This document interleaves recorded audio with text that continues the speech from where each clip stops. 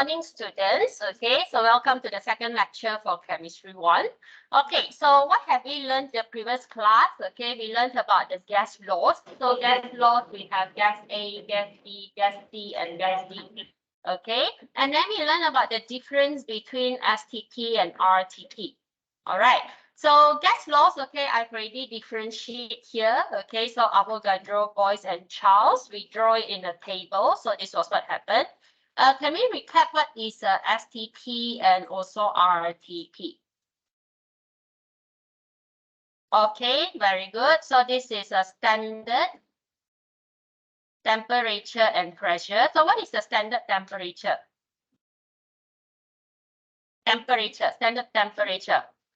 0 degrees Celsius, 1 atm.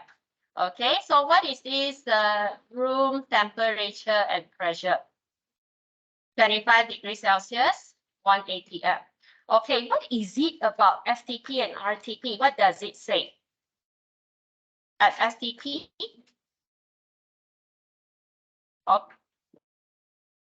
One mole. 1 mole. Okay, the keyword is 1 mole of gas will take up 22.4 decimeter cube. Okay, the first thing is 1 mole. Second thing is the unit. Because remember, if you get the unit wrong and then you did the conversion wrongly. Okay, so STP talks about if in this condition, 1 mole of any gases will always have 22.4 decimeter cube. All right, what about RTP? Okay, 1 mole of gas will have 24 decimeter cube. Okay, good. Kaisa, do you want to go out from my class? Yeah, do you want to go out from the class? All right. So rather than going through the equations again, okay, so today's recap, we will look at some simulations here. Okay, so the first thing we have, okay, is Boyle's law. What's the relationship of Boyle's law again? About pressure and volume. Okay, it's about pressure and volume. So let's say I have a container here. All right, so this container here, I have all these, okay? All these are molecules of gases or atoms of gases. So I have this one type of gas. All right, so I'm talking about relationship between pressure and volume. So what is it that I have to hold constant? Which one is I have to hold constant? Temperature. Okay, so I hold my temperature constant. So let's see. What is the pressure now? 5.8 atm. Okay, I'm going to decrease the volume of the container with the same amount of gas. So what do you think will happen to the pressure? Increase. Okay, so now 5.8. So let's see. 10.1. Okay, so at the same time, if let's say the same amount of gas, if I increase the volume, what do you think happened to the pressure? Decrease. Okay, so 10.1 now decrease to 5.4. All right, so as I move smaller, it's going to decrease. Okay, increase. So when I move larger, it's going to decrease. Inversely proportional. Okay, next, what about Charles' law? Which one do I have to hold constant? Charles' law is about relationship between what and what? Volume and temperature. So what is it that I have to hold constant? Pressure. Okay. All right. So temperature. Let's say I increase the heat. What do you think happened to the volume? I think I cannot increase anymore. Let's try. Okay, this is the maximum. Okay, let's try decrease. If I decrease the temperature decrease, what happened to the volume of the container? Charles' law. I decrease the temperature. What happened to the volume of the container? Should decrease also. Okay, so this is the maximum. Sorry, I try with a fresh one. Okay, so again, pressure constant. If I decrease the temperature, the volume will decrease. If I increase the temperature, volume will increase. All right. Okay, so these are the two laws that we have talked about previously. And we stopped at this, okay? We also have ideal gas law, if you remember. So what is ideal gas law? PV equals to nRT. So it talks about all the mix, okay, all the gas laws inside. So for example, I will have my Avogadro's law, volume directly proportional to number of mole. And then next, I will have my pressure inversely proportional to volume, Boyle's law. And lastly, I will have my Charles' law here, volume directly proportional to temperature. So I mix all my three laws inside a gas, inside an equation, and I will call it ideal gas equation. Okay, any question before we start for today? Today we will be doing a lot of calculations. Okay, so get prepared with your mentally and also, of course, your calculator.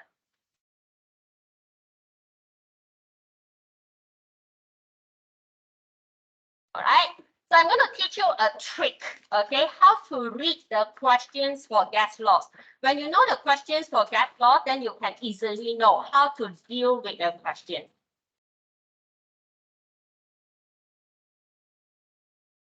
All right, can we start now? Okay, so next, okay, we have something called D. A, Avogadro, B, Boyle's, C, Charles, and we have D, Dalton's law. All right, Dalton's law talks about partial pressure. What is partial? What do you understand by the word partial? Not whole, okay? Maybe part of it, a part, okay? So it means that I have a mixture of a few gases. Let's say I have gas A, gas B, and gas C, okay? If I talk about the pressure of the whole thing, I call it total pressure. All right. But if I talk about the pressure of a single gas in this mixture, I call it partial pressure of gas A. I call it partial pressure of gas B. And I call it partial pressure of gas C. Because this pressure of A, B, or C is only a part of the whole pressure. So I call them partial pressure. So Dalton's law of partial pressure says that total pressure is equals to all the partial pressures added together. Okay, if I have 3 gases inside, I add the partial pressure of each of these gases, I will get the total pressure. If I have 10 gases, I add the partial pressure of the 10 gas, I will get the total pressure. All right, so that is Dalton's law of partial pressure. So many of the gas samples, they are not pure, not 100% consisting of only one gas. It's normally a mixture. For example, atmosphere around you. What are the types of gases you have in the atmosphere? Okay, you have nitrogen, oxygen, carbon dioxide, and hydrogen. What's the importance of mixing the gases together? Why cannot, human, plants, okay, living things, we mostly need what? Oxygen, right? So why can't it be 100% oxygen? Why I must have mixture of gases? Huh? Or photosynthesis, okay, because in photosynthesis, you will need carbon dioxide. Okay, what else? Why I can't have more of oxygen?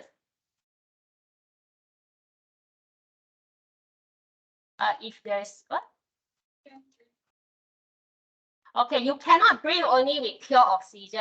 But we are actually breathing pure oxygen. It's just that why the air cannot have more oxygen?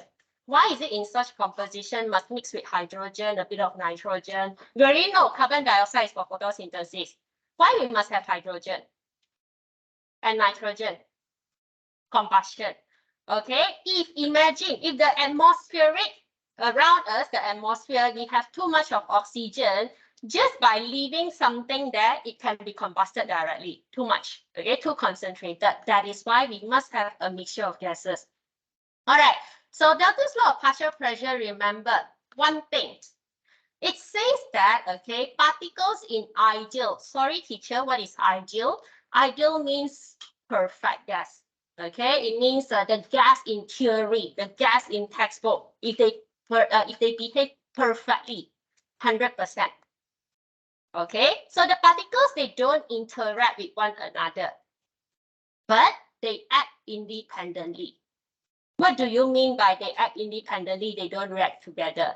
It means that I must assume I have a mixture of all these gases: oxygen, nitrogen, carbon dioxide, hydrogen.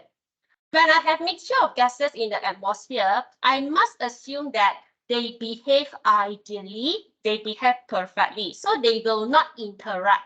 Even though I know that there is an equation, hydrogen will react with oxygen to produce water, but they will not. They will not react together, and they will just independently go by themselves. Okay, they don't form bonds with any of the gases. So this is what we call ideal gas.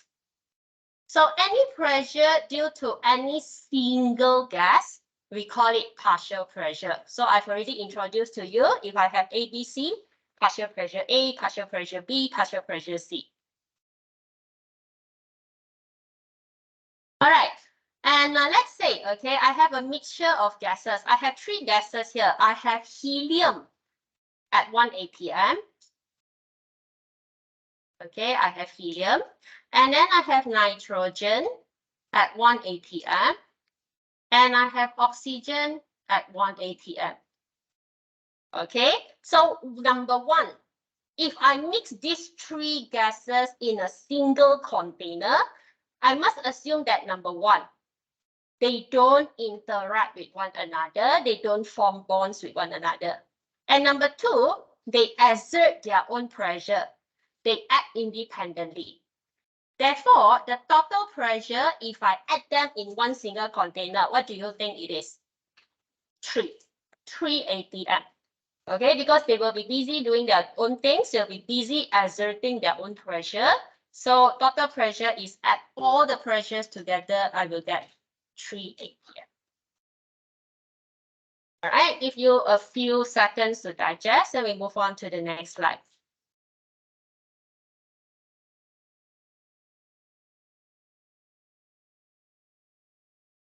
Okay, so another example, another sample, Dalton's law of partial pressure.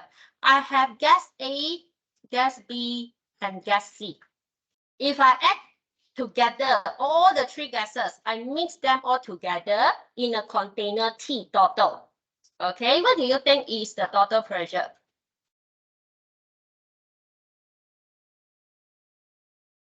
Okay, all individual pressure added together. So if you add this 350 plus 200, so you will get 550.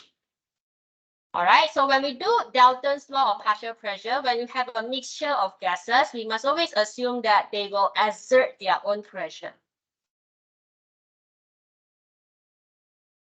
Okay, let's go to some examples, okay, for you to easier understand something. What's the partial pressure of carbon dioxide in a container that holds, okay, let's say I have a container. This container has 5 moles of carbon dioxide, 3 moles of nitrogen, and 1 mole of oxygen. Okay, and I tell you that the total pressure of this container is 1.05 atm. Okay, how do you find the partial pressure of each of these?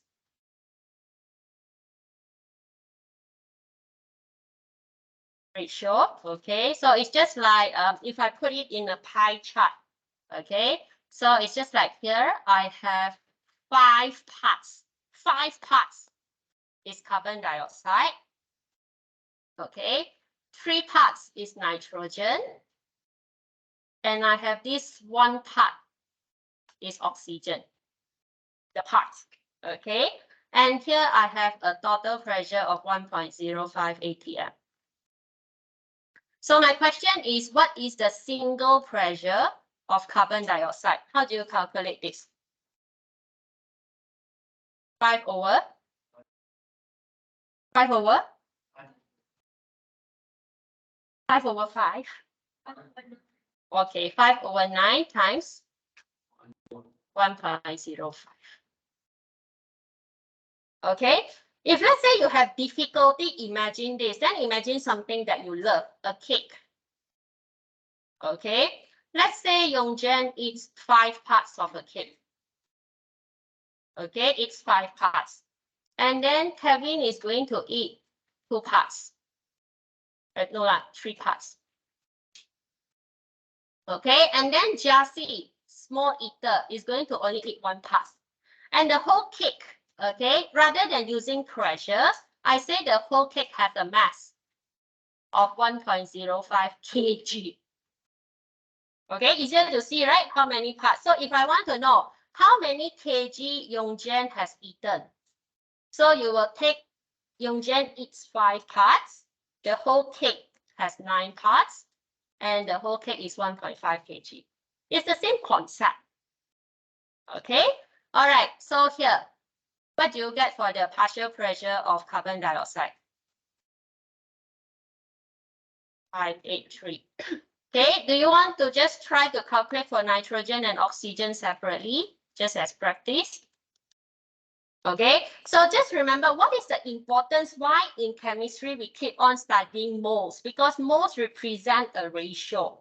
When we know the number of moles, okay, we can know the ratio like a pie, like a piece of cake. Okay, it will make it easier for you to find how many parts are there.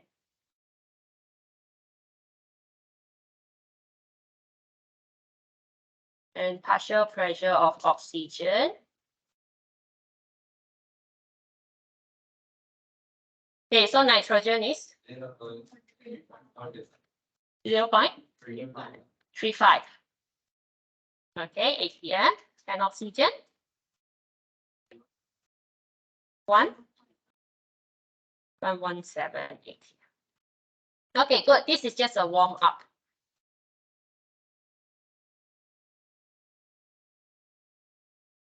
Okay, any question? No? Okay, let's try the second one, okay? Question 3. I want you to challenge yourself. This is a big quiz, okay? Just now from the mole, we find the pressure. Now from the pressure, you try to find the mole fraction. What is mole fraction? The ratio just now. Okay, the 1/5/9, 3/9, 1/9. Okay. Your Basse, result. 17 minutes late. Okay, let's see how many have done. Then how many of you are stuck? You can raise up your hand, I can come to you. I'll see how many can do, okay, by twisting your thinking.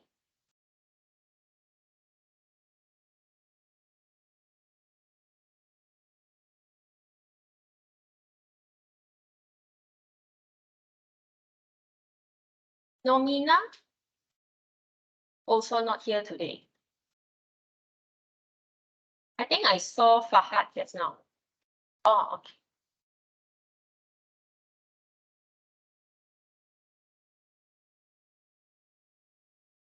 Arafat Alif. I didn't see him.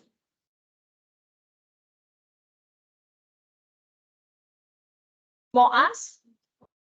Okay. Basse? Sorry, yeah.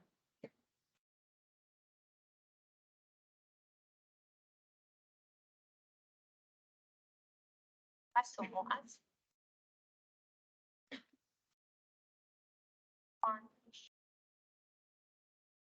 Diora.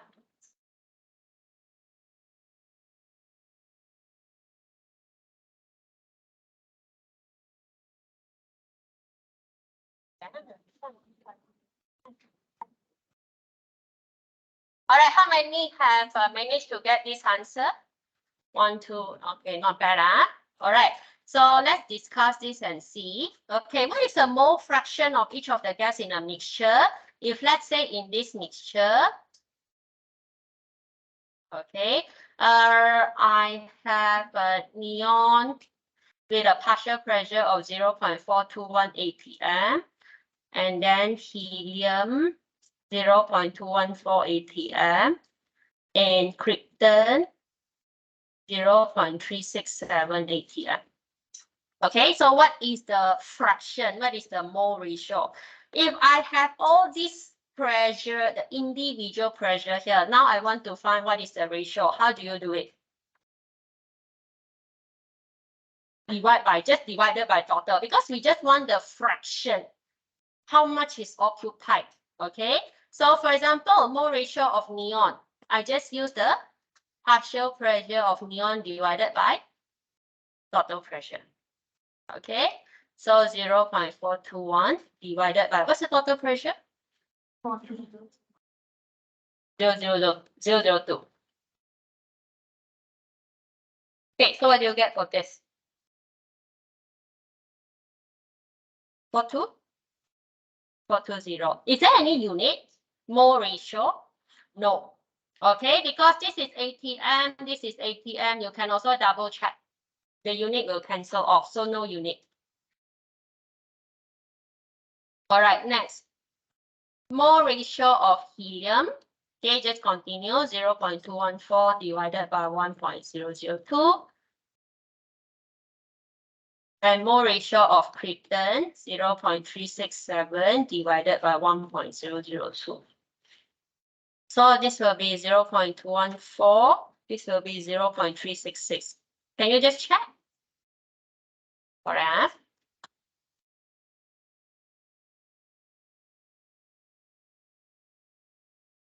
Okay, so in another way, this is just telling you, okay, neon occupy how much from the total. So find the ratio, the parts. Okay, the first question 2 and 3, okay, consider warm up. Question 4 is the real deal. Okay, the real deal. Okay, so let's look at question 4. If you can do question 4, it means that your understanding is more than 50% already. Okay, I have 90 centimeter cube of argon. Okay, so this is volume, 90 centimeter cube, at a temperature of 25 degrees Celsius and a pressure of 5 atm. Number 1, I advise you to put the symbols. Okay, because you know the formulas. PV equals to nRT. At least when you know the symbols, you will remember. Okay, what are they representing? What is the information that you have? Okay, this is mixed with nitrogen. Okay, I hope by now you know that nitrogen means nitrogen gas. We are talking about gas.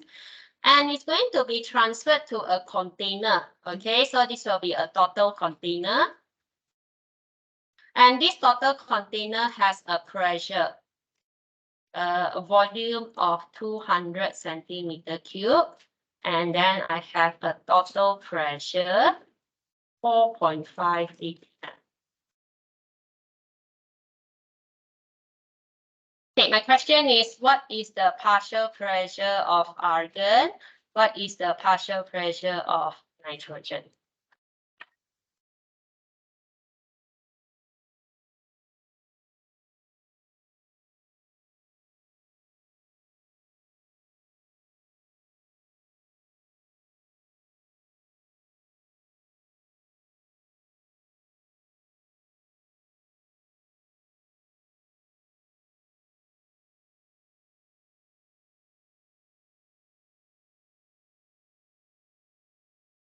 Okay, when you have questions involving anything, I always tell you the first step is summarize the information in any diagrams, because most of the time, okay, like me, okay, I see diagrams, I can understand better what had happened.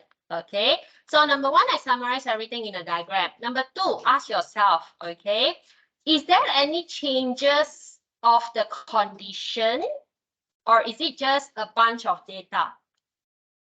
Any changes to the condition. For example, the volume changes from this to this.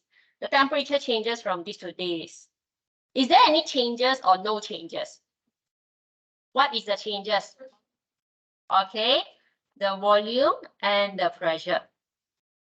Okay, the volume changes and also the pressure. Okay, all right, but this total pressure, is this total pressure representing the pressure of argon? No, I cannot assume this is a pressure of argon, but this is a pressure of, yes, okay, pressure of argon plus pressure of nitrogen. Okay, what is the law? Okay, when there is changes, the first is identify, acknowledge there is a change. When there is a change, second, ask yourself, these two things that changes involves what law? Boyle's law, because it is PV. Okay, so we have O equals to nu. So Boyle's law, what's the equation? P1 V1 equals to P2 V2. When there is changes, it means that O equals to nu. And then you identify what is the law involved. It is Boyle's law. So Boyle's law is P1 V1 or equals to P2 V2. Okay, P1, what is your P1? 5 atm. What is your V1? 90 centimeter cube. What is your P2? Is it 4.5? Why not? Okay, again, we have already answered 4.5 is the total. Now I'm talking about argon. Okay, so what I want to find here is the new pressure of argon in the new container with 200 centimeter cube. Okay, what is the volume occupied by argon in the new container? 200. Why 200?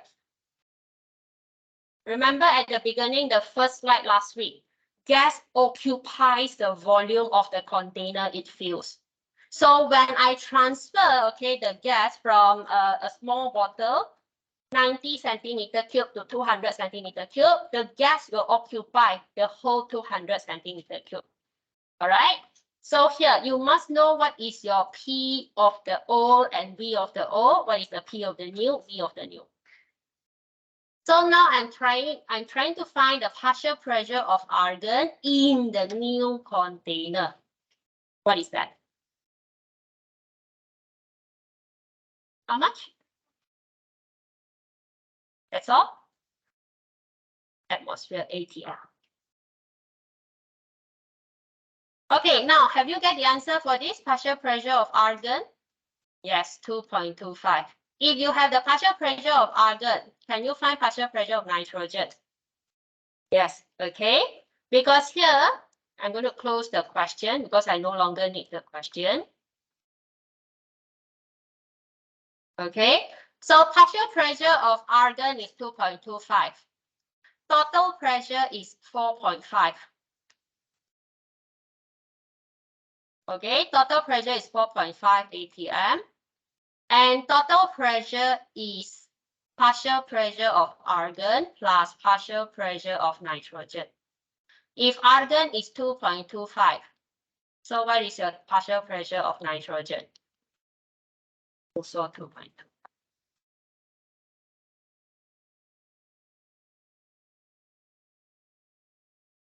Okay, before I give you some time to digest this, later I'm going to give you some time to digest this.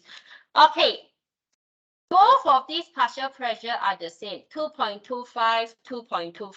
Okay, but it's just coincident. Okay, just coincidentally, they are the same. You still have to do this way. Because I once have a student who come and ask, okay, teacher, total pressure is 4.5 atm. I have two gases, so I want to find the partial pressure of each gas. Do I just divide by 2? And I get 2.25 atm. And if I have three gases, I divide by 3. Can I just do like that? No, actually can't. Okay, that is also why in tutorials, if you remember, I don't give you the answer. Okay, because I mentioned before, if I give you the answer, you're working towards the answer. Just like this slide here, I have given the answer. So if I didn't tell you how to do, you will imagine, oh, is it 4.5 divided by 2? So you get 2.25 each. You are working towards the answer, okay, which is what I don't want. All right, so that is why. Okay, if you guys 1 minute digest this, I'll go around. If you have any question, don't understand, you can ask.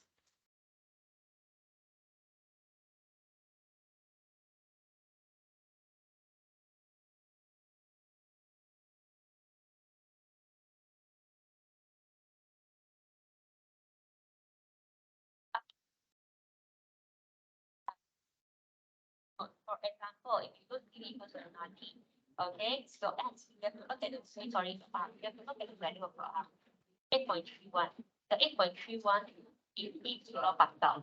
If you use 0.0821, it is in atmosphere.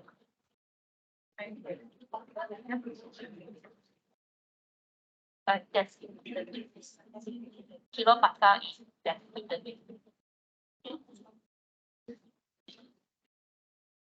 yes. So actually, you better not confuse yourself with so many situations. You just take one because it's easy for you to convert from Pascal to kilopascal and later to decimal. Just remember when you use this, then you remember everything must be kilopascal, everything must be decimal.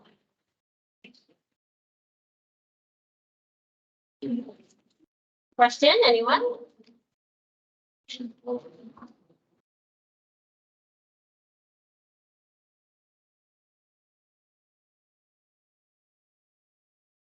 You have to sign, signature, sign your attendance, not tick. Tick is for me. Okay, I mentioned before the previous class. Anatoly is not here today. Then the call by Alicia also not here.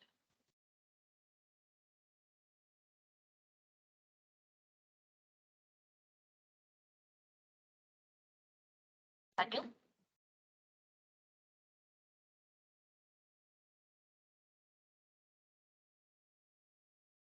Okay, because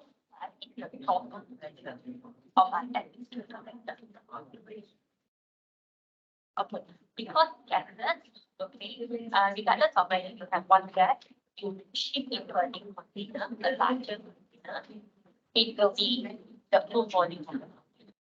That's why I use the word. But for this pressure, I cannot use this because I want the pressure. This one is the pressure of carbon. So I will come here also the pressure of carbon. Yeah, it contains such a pressure.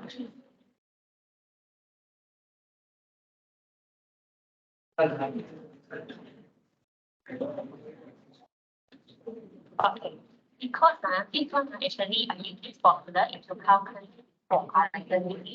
Again, okay, so this one is the pressure, initial pressure of argon at 5 atm. Initial volume of argon, I have 90 volume. And then the pressure of argon in the new container. Because when I change volumes, the pressure will be different. Okay, the thing that whenever I change the volume, the pressure will surely be different. So this one is I want to find the new pressure of argon in the new container. And then what's the volume of the new container? Because the gas will be able to find the container. So it's 200. So this one I can only find for argon. If I put here the pressure is 4.5, it means that this one I must use the pressure for the bottom also.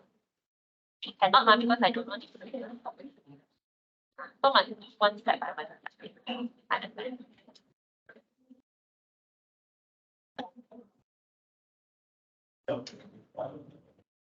Yeah. Yes, correct. You use 4.5. This is just mathematical. You want to find it, you choose this over this. Okay.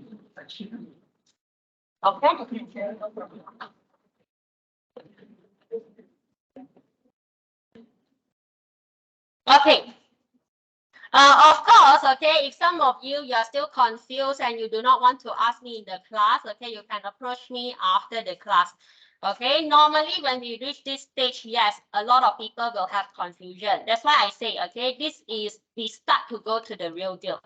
Okay, another thing, okay, that you can check. Let me just go back to the slide. Okay, this one. All right. So we are talking about Boyle's law. So what does Boyle's law say? Pressure inversely proportional to volume, which means that if my pressure increase, my volume will decrease. Okay, so you can also double check just now. We get the partial pressure of argon in the new container is 2.25 atm. Okay, so what happened to the volume of my argon gas from initial to the new volume? The volume increased. So what happened if the volume increase? The pressure should decrease. Okay, so it follows Boyle's law. Volume increase, pressure decrease. Okay, So concept check, okay, to check your understanding. A flask, okay, I have a flask. I have a flask. This flask has a valve. A valve means I can open and close. Okay, so this flask has 3 moles of hydrogen gas. And then I'm going to open the valve and I add in, okay, 3 moles of argon gas. And then I close the flask. Okay, I seal the flask. So this one newly added.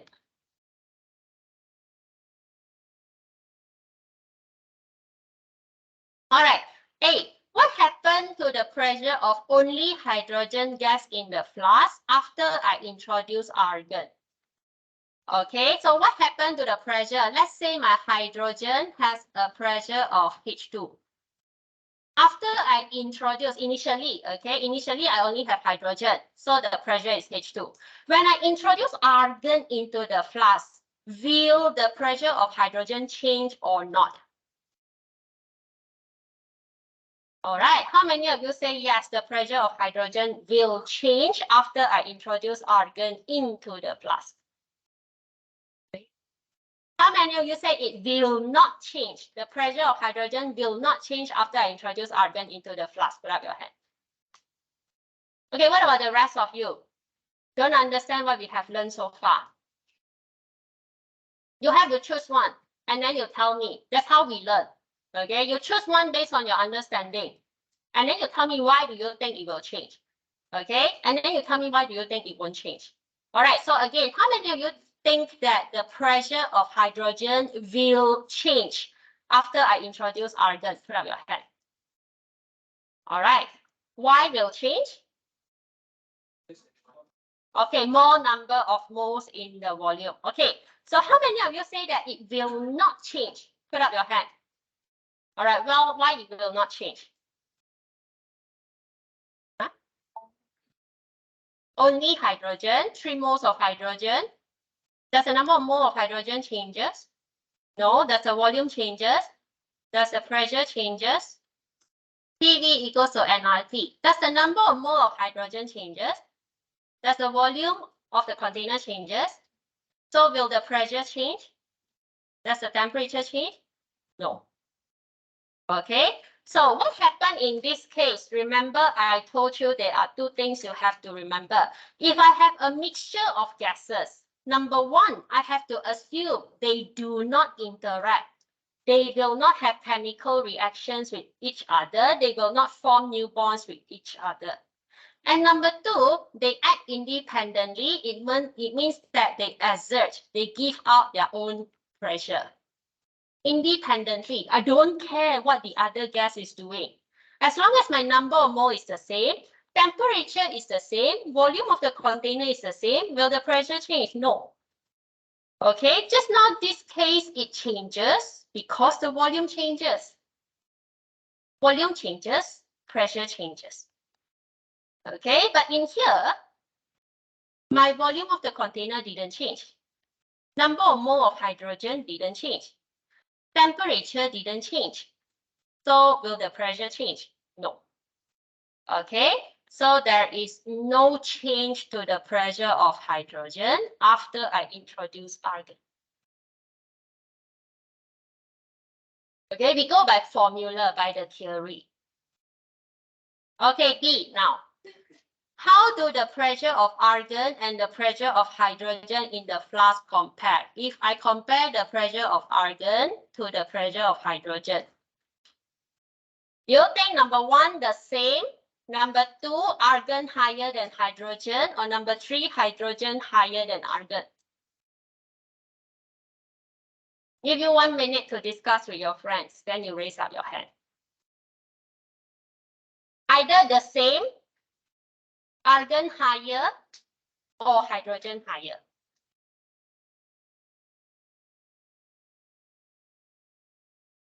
Everything has a reason, okay? There is a reason.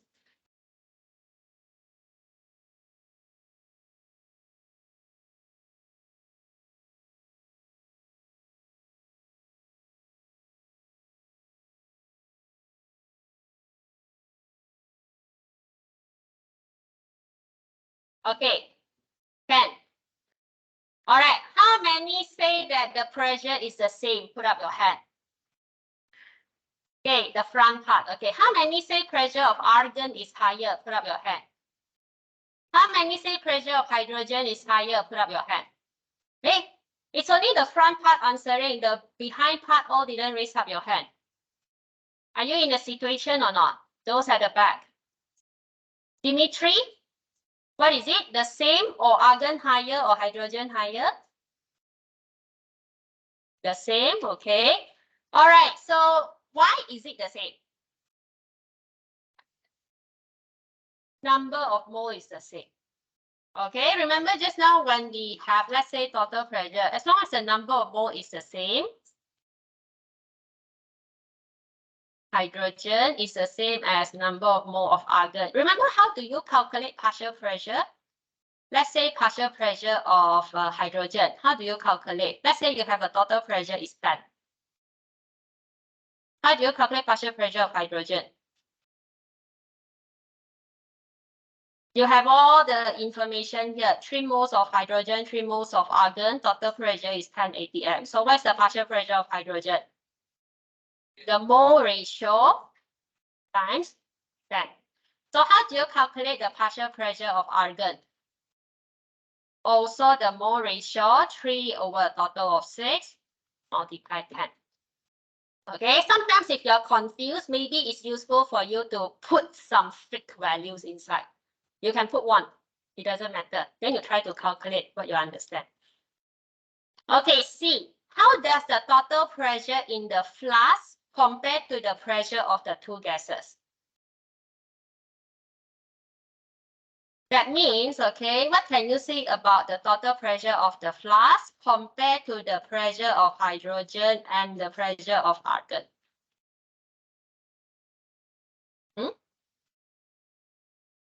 Draw a relationship. How can you relate, okay, the pressure of the total pressure to the individual pressure? How do you relate the total pressure to the individual pressure? Total pressure equals to? Okay, the sum of all this pressure. Can you simplify this equation more? Can you simplify this equation more by looking at B?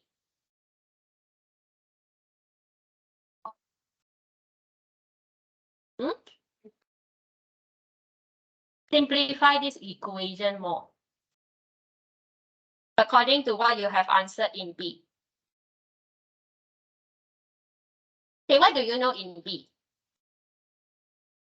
Partial pressure of argon is the same as partial pressure of hydrogen.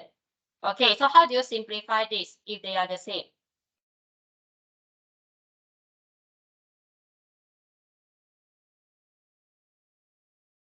It can be 2 times partial pressure of hydrogen or 2 times partial pressure of argon. To simplify it further because it's the same. Okay.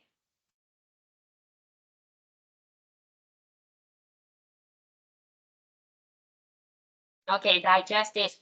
Okay, so this concept check is to check your understanding on Dalton's law of partial pressure. Okay, so again, Dalton's law of partial pressure, I have a mixture of gases. I must assume the gases, they don't react with one another, number 1. And number 2, they exert their own pressure, independent. They don't care who is added. As long as my pressure is this, I will be this. When there is nothing that changes. The volume didn't change, temperature didn't change, number of mole didn't change.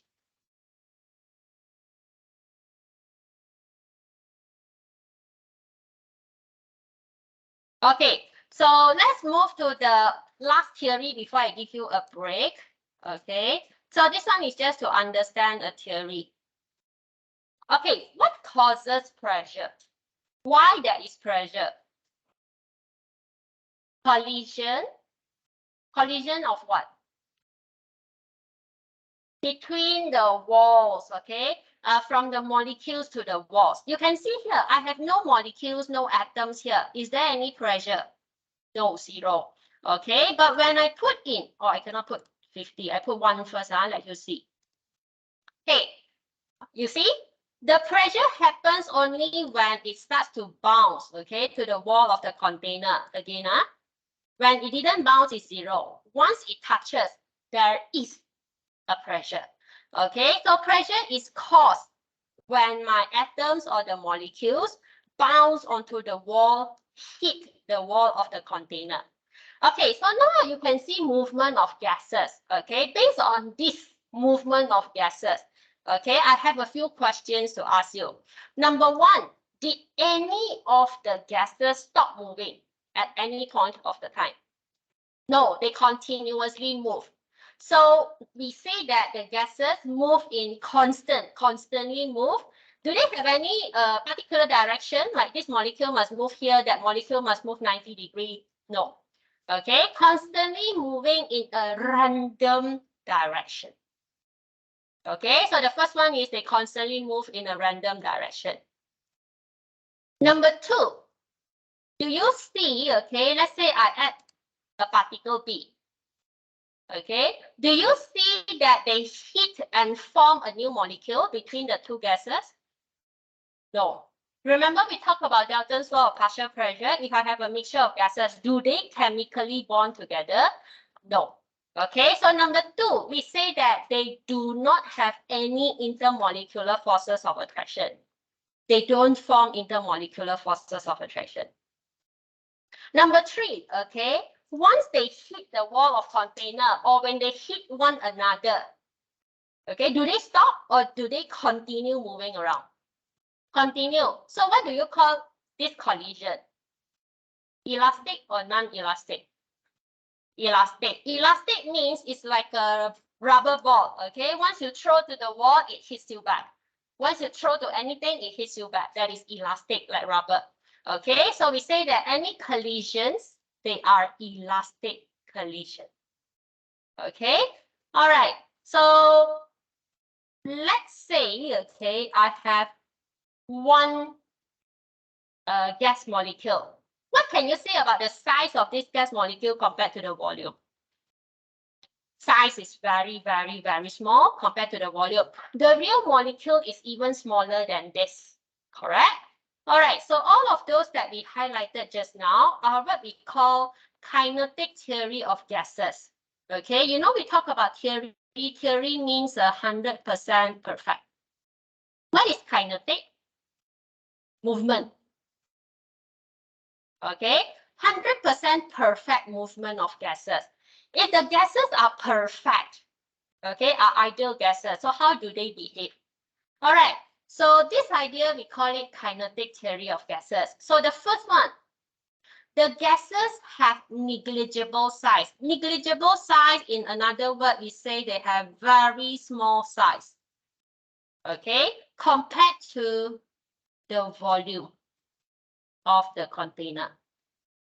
Okay, I'm simplifying the words. If let's say you cannot use the word negligible, you can say very small size.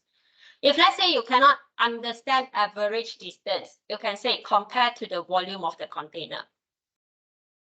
Okay, the second one, the gas particles have negligible intermolecular forces of attraction, or you can say that they do not have, they don't have intermolecular forces of attraction.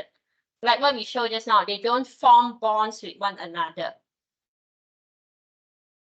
Okay, so when you explain, you don't need to memorize word by word. You just say what you just write, okay, using your own words.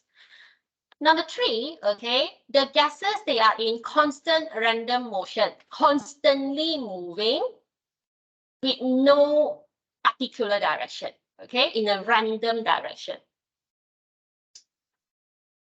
And lastly, if there is any collisions, the collisions are elastic.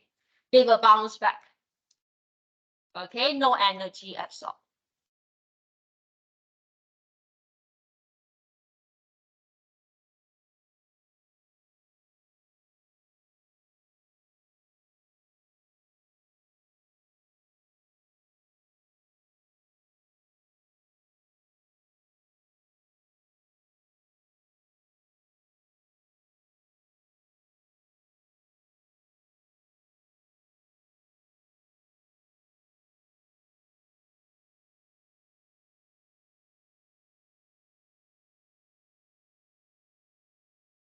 Okay, let's do some brainstorming. All right, ideal gas means 100% perfect gas. Okay, and 100% perfect gas means, okay, those gases, they fulfill, okay, the kinetic molecular theory, the 4 theories that we mentioned just now. So those are called ideal gases. Okay, meanwhile, real gas means the real, realistically, okay, expectation versus reality. Okay, in reality, how are the gases? Okay, we have all the conditions, the pressure, the volume, the temperature. Okay, under what pressure do you think? Okay, what kind of pressure? Is it high pressure or low pressure? That ideal gas will behave more like a real gas. They cannot fulfill the 4 kinetic molecular theory anymore. Remember the 4 kinetic molecular theory? Let me just put here. They are in a constant random motion. Okay. Force of attraction. Don't have force of attraction. What else? Size is very small compared to volume. So let's say I have a very large volume, size is very small, negligible size, elastic collision. Okay, under what pressure, okay, that your gases will not fulfill this? Okay, what happened in low pressure? Volume is high. When volume is high, what happened to the size? Negligible, right? So is it real gas? No. Okay, so what is it? Pressure is high. Okay, what happens when pressure is high? Volume is low. Okay, what happens if volume is low? Volume is low means volume is very small. And then the size of the particle is very small. Is the size of the particle, okay, so this is a small volume compared to a large volume, same size of particle. Which one is negligible? A or B? B is negligible. Is A negligible? No. Okay, so here, high pressure, volume is low. When volume is low, the size of the gas particles cannot be ignored. Okay, or the size of the gas particles becomes significant. Okay, so under real means the opposite of ideal. Ideal, we want it to be not significant. We want it to be ignored. But when it is real gas, it means that the size becomes significant. Okay, under what pressure? Under what temperature? High or low temperature, that it will become like a real gas. You see what the temperature, maybe can talk about constant random motion, force of attraction, and elastic collision. Under what temperature? High or low? Okay, what happened in low temperature? Temperature is related to what? Kinetic energy. Okay, when temperature is low, what happened to your kinetic energy? Okay, decrease. When kinetic energy decrease, what happened to the movement? Okay, movement becomes low. It's no longer in a constant random motion. And what happens if the movement is low? Huh?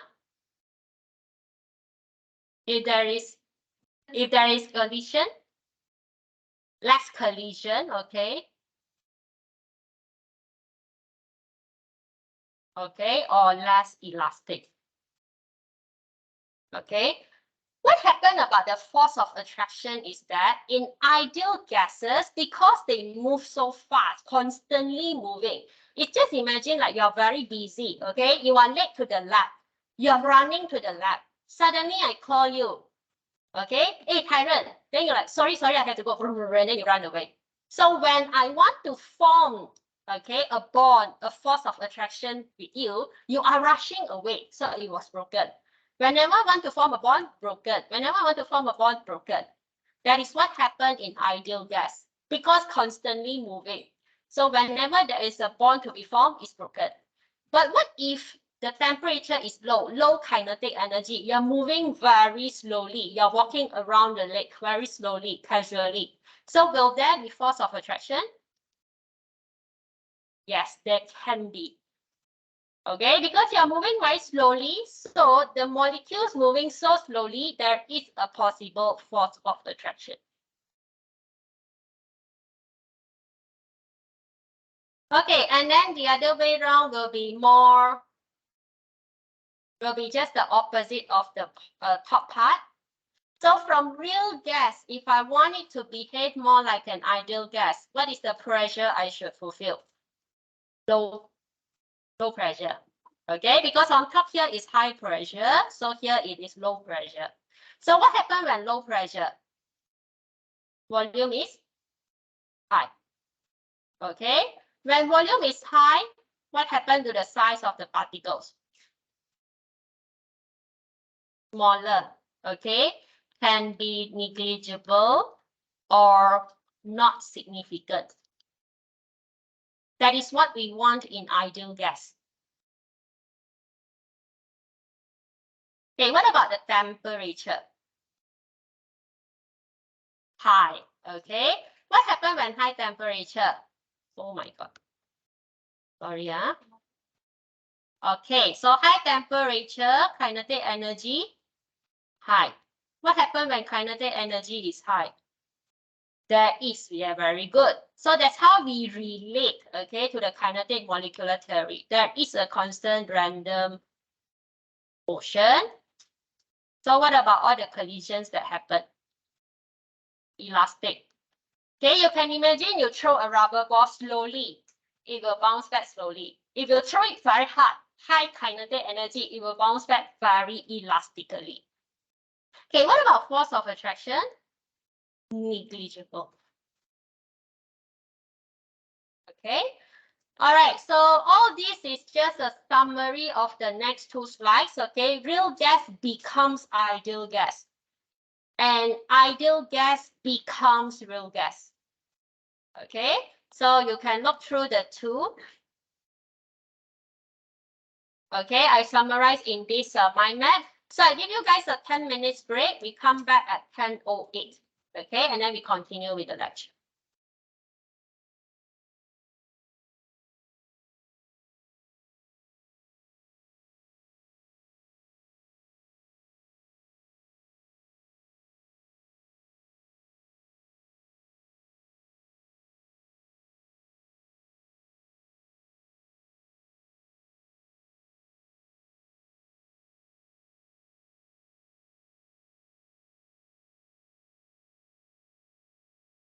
Here that I was late for 7 minutes, but I wasn't. I saw you come in only when I started the class. I'm here at And then you went. And then you went. I didn't. I saw you came in after I started the class. I was talking and then I saw you came in after that. When I into the class, you said we'll start the lesson. I didn't wait. I think. Did you go out after that? Okay. Yes.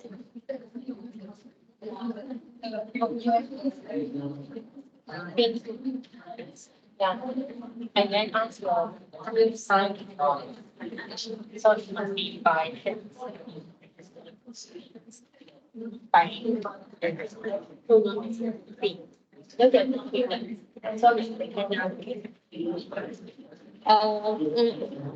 Aslan, I'm going back at 11.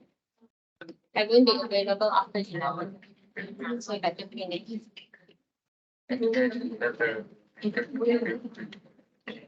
Yeah, you can. Yes. So I knew it be like this. Yes, opposite of one.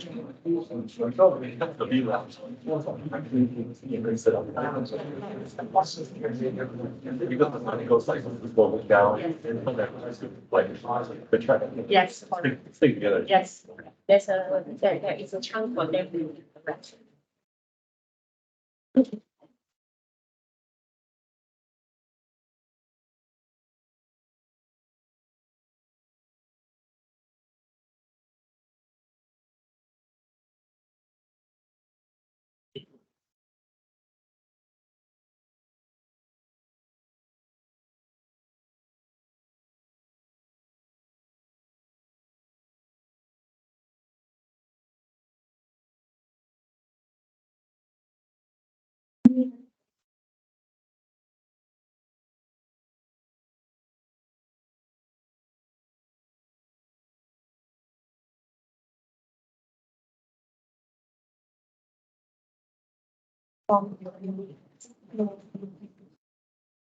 Because low temperature, not enough kinetic energy. So the particles move very slowly. So when they move very slowly, when they push one another, that can be the force of attraction. But when the temperature is very high, they move very quickly. So they have no chance for the force of attraction. Even if there is that, because they move very quickly, the high kinetic energy will break the force of attraction. Thanks, Jen.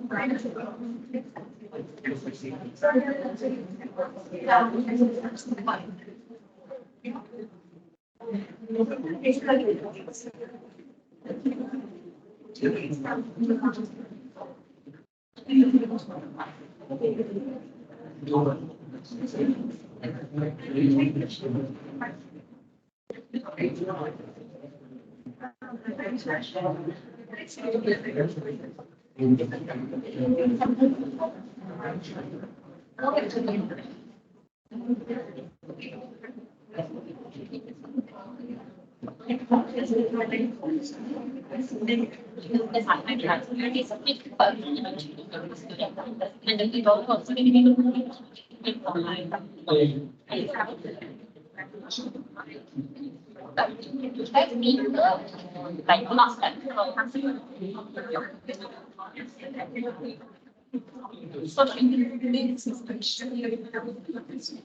oh, okay, but you guys like you want to have fun together with well, sorry. Oh,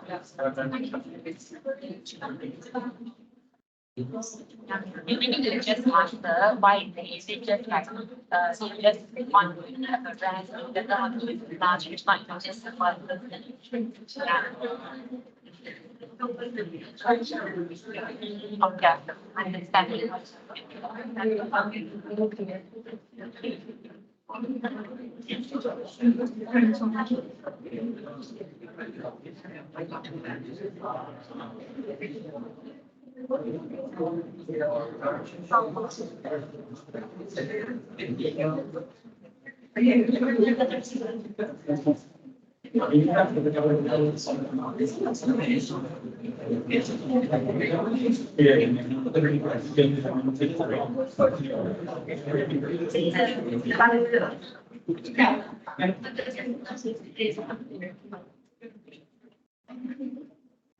Okay, we're going to start soon.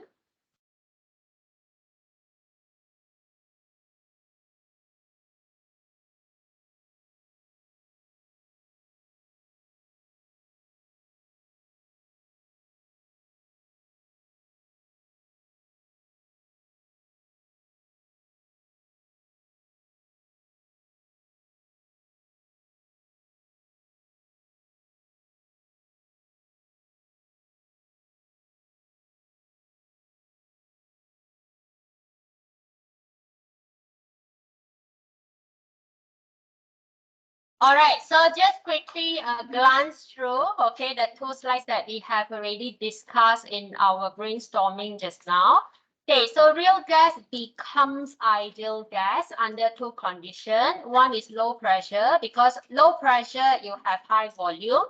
So the particles will be negligible size. Okay, and then force of attraction, because they are very far away, volume is so large, very far away. So force of attraction is 0. And next is high temperature, because when temperature is high, okay, you will have high kinetic energy. Okay, so when high kinetic energy, any forces of attractions can be broken off. Okay, and then next, okay, real gas deviates from ideal gas. Okay, it means that ideal gas becoming more like a real gas under high pressure, because under high pressure, volume is low. When volume is low, the size of the particle cannot be negligible anymore. It is significant. And next is low temperature. So when temperature is low, force of attraction becomes significant. Not enough kinetic energy to break the force of attraction. All right, so we have already discussed about this. Okay, so let's go back to questions. Okay, so again, whenever you see questions about gas law, first thing, identify, is there any changes or it's a bunch of information? So here I want to calculate what is the volume. Okay, I have a number of mole of 0.5 mole, and then it is a carbon dioxide. I have a pressure of 150 kilopascal and a temperature of 19 degrees Celsius. Is there any changes or it's a bunch of information? Very good. When it is a bunch of information, it's very direct. Ideal gas law. If there are changes, you identify what are the parameters, which law. Okay, but if it's a bunch of information, it's ideal gas law. Okay, again, for ideal gas law, I want to stress to you, okay, there are two values of R, the gas constants, both of which are in the data booklet. But I personally, I always just keep to one value. So my value will always be 8.31.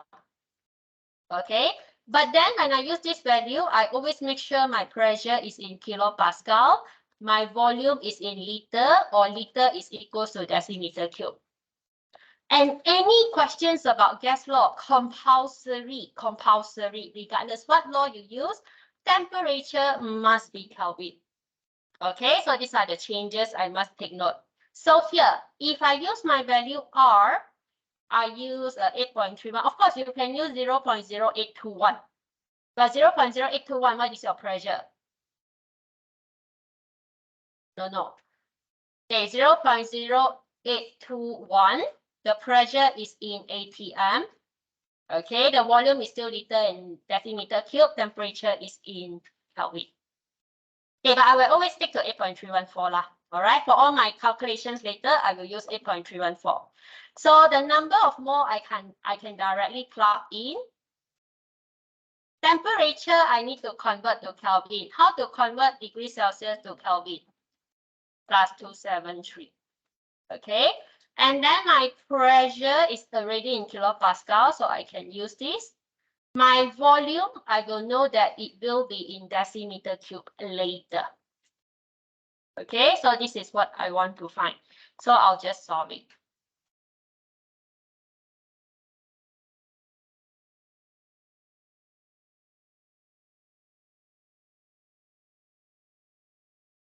So what do you get? 8.09 decimeter cube.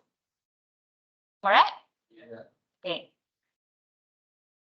Then you try to use my strategy and then you try to apply in all the gas law questions. Should be no problem. Okay, so this is question 5, a bunch of information.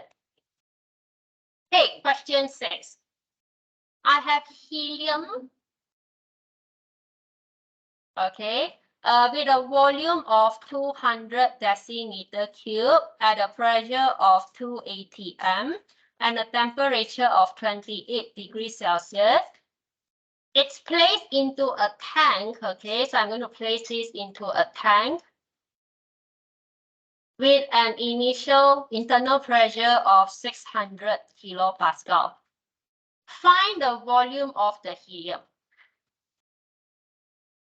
Okay, that's why I say you draw, because I know, oh, I'm going to place this gas into a tank. And this tank has a pressure of 600. What is the volume? And the temperature will remain at 28 degrees Celsius. Okay, so the temperature is the same. Okay, changes or a bunch of information? Changes. Okay, so what are the changes involved? Boys, Charles. What are the changes involved? Okay, so I have a volume. I want to find the new volume. I tell you this is the new pressure. So my changes involves voice. Okay, temperature remains the same, so I can cancel it so that I don't need to confuse myself. Okay, when it involves changes, identify what is the law involved. So now that I know this law is Boyle's law, I'm talking about Boyle's law. Old is equals to new. So Boyle's law is P1V1 equals to P2V2. So O means the original condition. Okay, pressure is 2 atm. Volume is 200 decimeter cube. The new pressure is 600 kilopascal. I want to find what is this volume. Okay, but what is this one thing that I have to identify first? My pressure is different before and after. The initial pressure is given in atm. My final pressure is given in kilopascal. My initial volume is decimeter cube. My final volume can be decimeter cube. Okay, the thing about using an equal sign is that you have to make sure that the unit before and after is the same. Okay, so regardless you use centimeter cube, decimeter cube, or liter, as long as the unit is the same. Okay, so you can choose either you want to change the kilopascal to ATM or you change ATM to kilopascal. Do you remember what's the conversion? Okay, 1 ATM equals to 101 kilopascal. All right, if you change your kilopascal to ATM, you use 600 divided by 101. If like me, I prefer to use kilopascal, so I change ATM to kilopascal. Okay, so that this will then become kilopascal and kilopascal. Must take note of all this. Okay, so what's your volume? 67 point? I get 0.3? 0.3. And what's the unit? PMQ. Okay, can follow so far? Okay, with the strategy that I introduced to you. Okay, question 7. Calculate what is the volume that is occupied by, I have a mass, okay, 272 gram of methane. Okay, so I give you the molar mass of methane, relative molecular mass of methane is 16. And then the pressure of 250 kilopascal and the temperature of 54 degrees Celsius. Changes a bunch of information. A bunch of information. So what is it that you use? Ideal gas law. Okay, don't just copy. You have to use your brain and think changes or a bunch of information. Because in the exam, I will not be writing for you. You will have to identify how to see whether it's a changes or it's about a bunch of information. Okay, so again, R, I will use 8.314. I put a note here when I use 8.314 for my R. My pressure, I need to be kilopascal. My volume in decimeter cube. Any gas law temperature is Kelvin. Okay, so this temperature I have to change to Kelvin.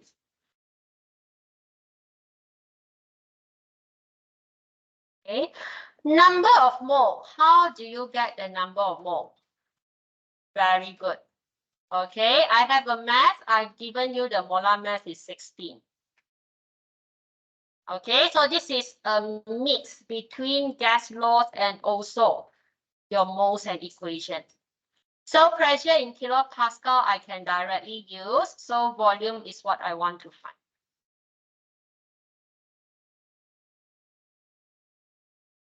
184.87. Correct? What's the unit? Decimeter cube. All right, so this is my information. I put it aside.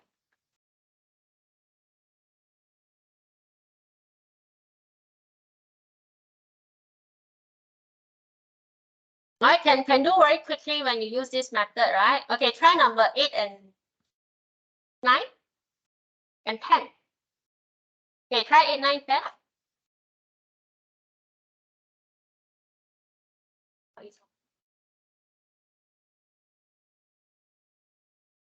When it's meter cube, it means has a bit decimeter. Yeah. So it's just a guidance, but you know how to convert, right? Meter cube to decimeter, so you can double check.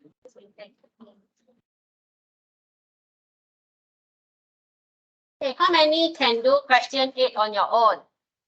Very good. Okay. All right, I'll quickly go through quickly. Okay, a pressure, I have a number of mole is 0.25 mole. Volume is 10 decimeter cube. Pressure is 120 kilopascal. Calculate the temperature. What formula do you use? Okay. I'll just double check the formula for you. Okay, I will no longer be writing everything for you. Just double check the formula for you. Okay, just that the temperature, what do you get? Exactly 577? Is there any point? 34 Kelvin. Okay, can you leave your answer in 577.34 Kelvin? No. Okay, there is a special requirement of the question. You have to take note. Okay, what do we mean by special requirement? It's something like this. If your answer, okay, in what? Okay, 3 significant figure means 3 figures that has meaning. All right, so I have, let me choose a color. So I have 1, 2, 3. Okay, starting from the first figure, 1, 2, 3. So the answer can only be 577 Kelvin. If you give me an answer which is not in 3 significant figure, no marks.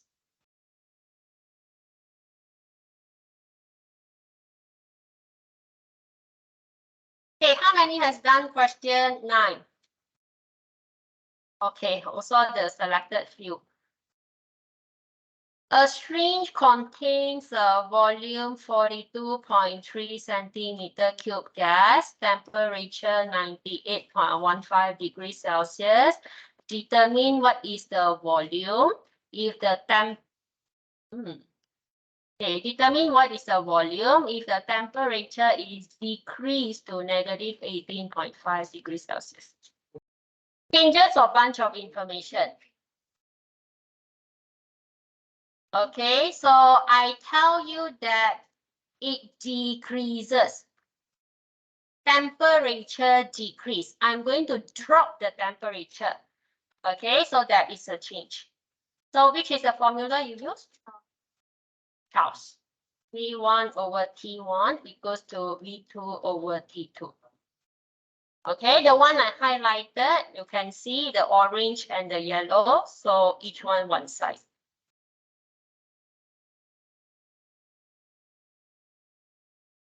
I'm just guiding, okay? I don't want to write the full working.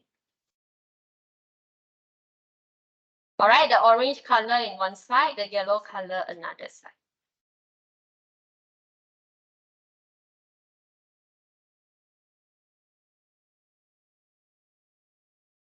Okay, do you get your temperature in degrees Celsius or in Kelvin? Okay, you can leave it in You can leave it in Kelvin or you can use degrees Celsius because this one is an equal sign. For equal sign, okay, regardless of what is the unit you use, as long as they cancel off. Okay, but it is better for you, okay, use in Kelvin. Charles' law, everything changed to Kelvin.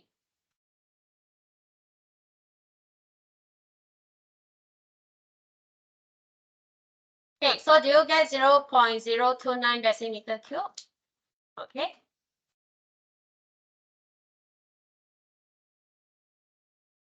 Okay, and lastly, 10. An inflated balloon has a volume of 0.55 decimeter cube at a sea level 1 atm. It's allowed to rise to a height of 6.5 kilometer where the pressure is about 0.408. Assuming the temperature is constant, what is the final volume? Changes or bunch of information? Changes. What is the law that you use? Boyle's law.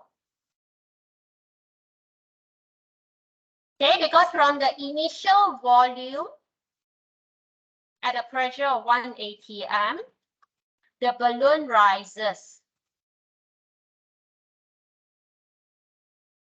Okay, so there's a change in the height.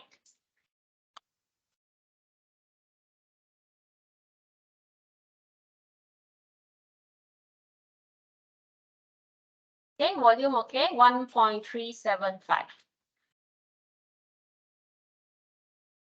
All right, for this part, okay, question 6, 7, 8, 9, okay, I go slightly quick. So if you have any issues, you cannot solve it, you can come to me, you can text me in Microsoft Teams. Okay, but I'm going very fast because it's just plug in values, just as long as you know what is the correct formula to use. which I have already shown you the formula to use. Okay, you just need to double check.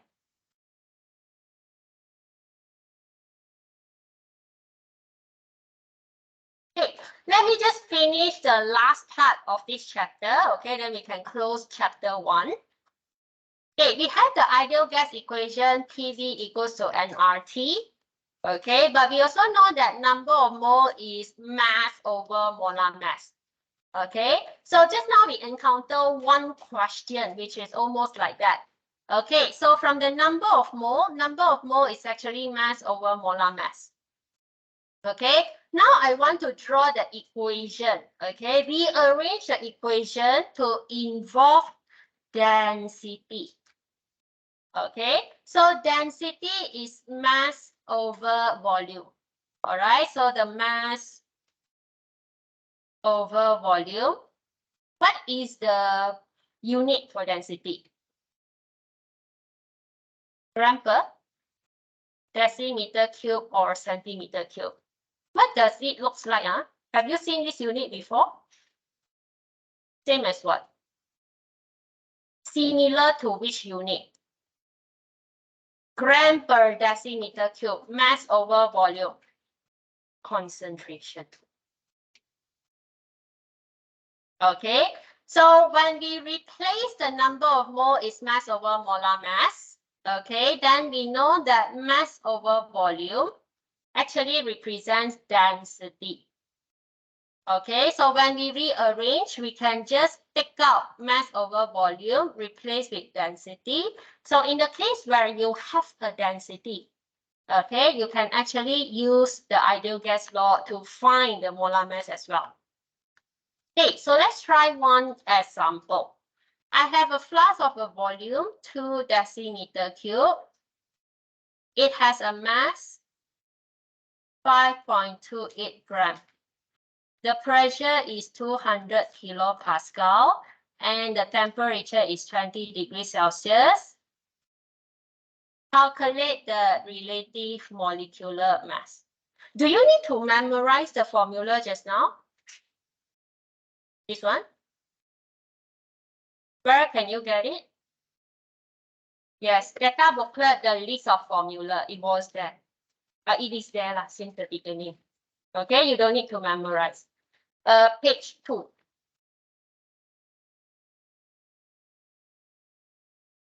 Okay, so you just substitute molar mass is density times R times T over pressure. Okay, but the same things apply. Your R, if your R gas constant is 8.314, your pressure must make sure it's in kilopascal. Okay, so now that you need to find relative molecular mass mm. So, well, this one don't have a density. Okay, then that means we need to use mass.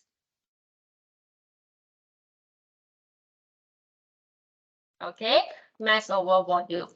So 5.28 multiply 8.314.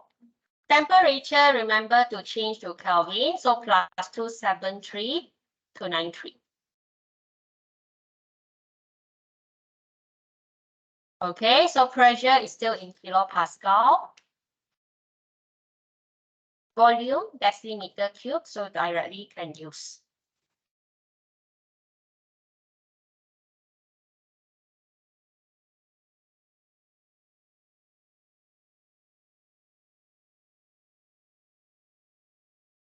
Okay, what's the molar mass?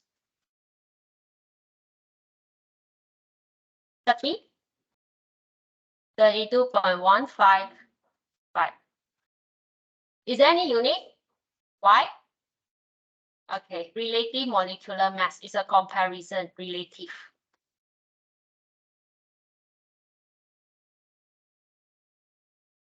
Okay, last one, try question 11 on your own.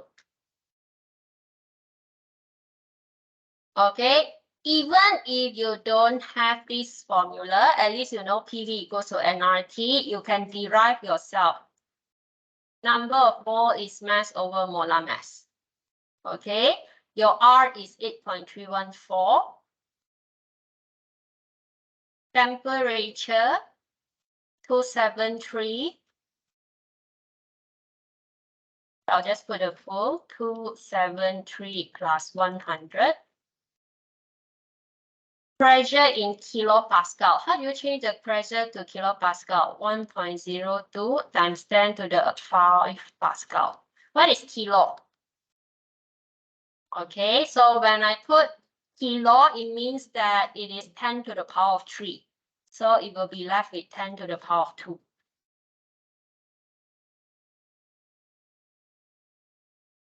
Okay, so it will be 102 kilopascal. Okay, you can refer to this conversion.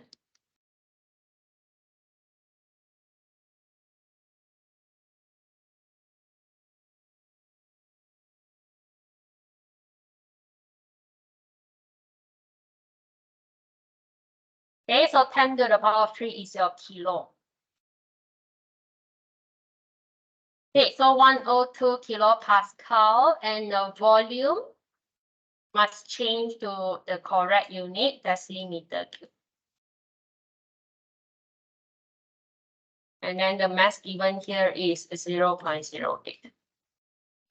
All right, so since this formula is derived from mass over molar mass, you don't really need to memorize. You can just substitute like this. You will have the full using the ideal gas equation. And then you rearrange.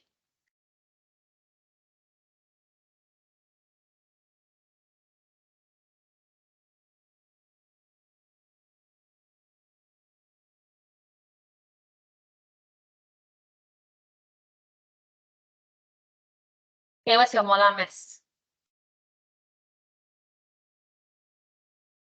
105. Okay, 3 significant figures. So take note of special requirement of the question. So it will be 106.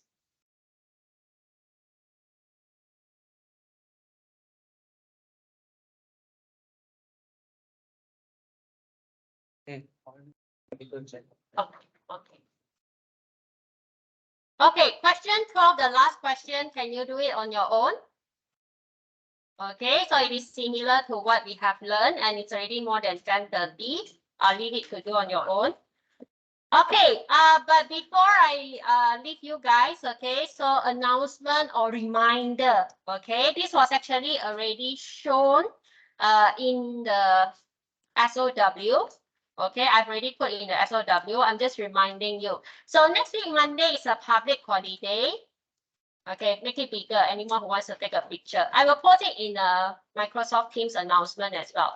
So for FIS 1, Monday, you don't have tutorial because it's a public holiday. So replace on Tuesday, combine with FIS 2. So 3 p.m. B042. And then chemistry 1 practical, okay, next Monday we cannot have practical. So practical 2 will be on Wednesday, 3 p.m. Gentlemen, can you sit down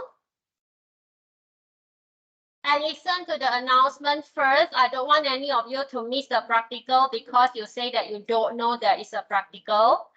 Okay, and then FIS 2, the practical will be on Thursday, 3 p.m. Okay. To prepare for practical 2, I have also uploaded. I'm not sure how many have seen. Looks like there's only 9%, okay, who has seen my post. So practical 2 is titration. Titration is quite challenging because there's many steps involved. And I want to remind you, if you watch the practical briefing, I mentioned there is a lab assessment. Lab assessment is where I'm going to observe all of you doing lab and see if you are doing them correctly. All right. For example, if you make a mistake, last week there were groups who make mistake, but they know their mistakes, so they redo it. No problem. Will not be penalized. But if let's say you make a mistake, but you try to cover up your mistake by reporting, oh, this one should be more than 0.1, so we just add 0.1 in the value. If I notice that, I will penalize because it is dishonesty in doing lab. Okay, so for titration, there's a lot of things for you to take note, especially rinse the apparatus. So I want you to just look at how they rinse the apparatus and how they make solutions. Because we are going to use volumetric flask to make solutions.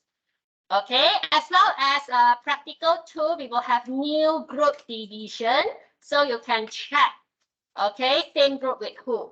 So every practical I will try, okay, with the help of some very nice angels. I don't want to mention name, okay, who help me to do randomization. It's really very random. Okay, you just put in a software and they randomly group you into separate groups. But I will just make sure that every group have different nationalities, okay, so that you guys can mix together for 2 hours. All right, so that's all. This Friday, I will upload notes guideline on Turnitin because the submission is on week 6. I see some of you have already started your project proposal. You might want to submit to Turnitin soon, so I will upload the guideline. All right, so thank you, class. Have a nice day. I'll see you guys on Tuesday.